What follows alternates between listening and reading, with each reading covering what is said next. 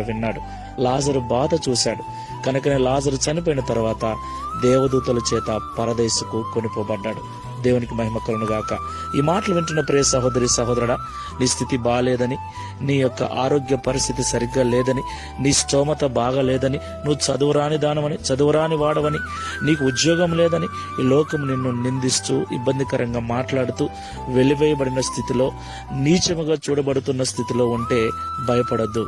ఎవరు నిన్ను విడిచినా, ఎవరు నిన్ను దూరపరిచినా దేవుడు నిన్ను విడువడు, ఎడబాయడు. లాజరు వలె దేవునికి మొరపెట్టు.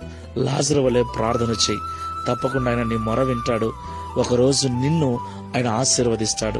నీ ప్రార్థనకు జవాబును అనుగ్రహించి నీ స్థితిగతులన్నీ మారుస్తాడు. ప్రార్థన చేసుకుందాం. ప్రేమ స్వరూపుడమైన తండ్రి, పరిశుద్ధుడైన ప్రభువా, మీకు స్తోత్రాలు చెల్లిస్తున్నాం.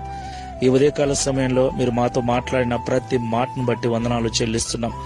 తండ్రి, దీనుల యొక్క, దరిద్రుల యొక్క ప్రార్థన నిరాకరింపక వారిని మీరు ఆశీర్వదించే దేవుడై ఉన్నారని, వారి ప్రార్థనలు మీరు ఎల్లప్పుడూ వినేవారై ఉన్నారని మాతో మీరు మాట్లాడినందుకు స్తోత్రాలు చెల్లిస్తున్నాం.